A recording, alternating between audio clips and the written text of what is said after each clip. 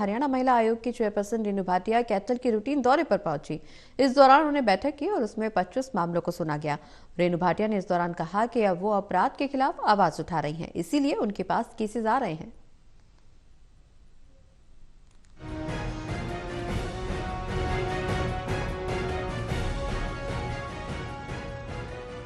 हरियाणा महिला आयोग की चेयरपर्सन रेणु भाटिया ने कैथल के रूटीन दौरे पर एक मीटिंग में कैथल के साथ यमुनानगर, पानीपत, गुरुग्राम, कुरुक्षेत्र, फतेहाबाद, रोहतक, करनाल, अंबाला के केसेस सुने। रेणु भाटिया ने कहा कि बैठक में कुल 25 केसेस को सुना गया, जिसमें 16 केसेस जिला कैथल से संबंधित हैं।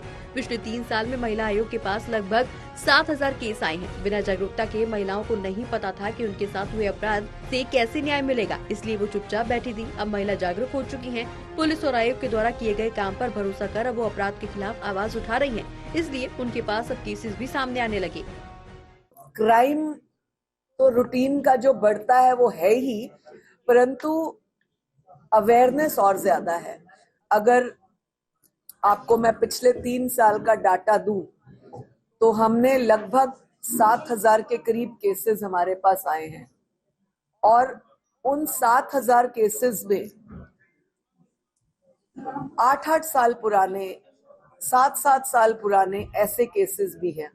तो इसको हम ये नहीं कहेंगे कि 6000 केसेस हैं तो बहुत क्राइम बढ़ा। इसको हम ये कहेंगे कि जब तक कुछ महिलाओं में अवेयरनेस नहीं थी, उनको पता नहीं था कि उनकी प्रॉब्लम कैसे और कहाँ सॉल्व होगी, वो चुप बैठी थी, बर्दाश्त कर रही थी।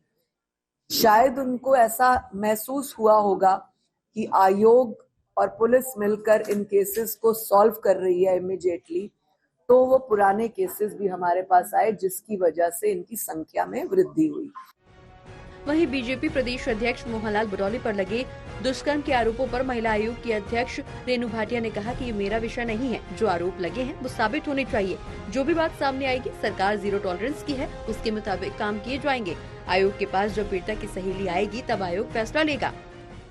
जो भी बात सामने आएगी उसके मुताबिक सरकार 0% टॉलरेंस की है, वो काम करेगी। सहेली आएगी और बात करेगी तो आयोग तब निर्णय लेगा। जो है पुलिस ने एक कमेटी बनाकर सौंपी थी और उस कमेटी ने अपना क्या निर्णय दिया है वो पुलिस के अधिकारियों के पास पहुंच गया है और हमने उनको पत्र लिखा है कि वो हमारे पास भी उस निर्णय को जल्द भेजे और हम उसे पढ़ेंगे। उसके बाद आपको दोबारा कमेटी बनी थी, उन्होंने अपनी रिपोर्ट अब दी है, तो हमारे पास जिस दिन भेजेंगे हम आपके साथ दोबारा एक बार रूबरू होंगे।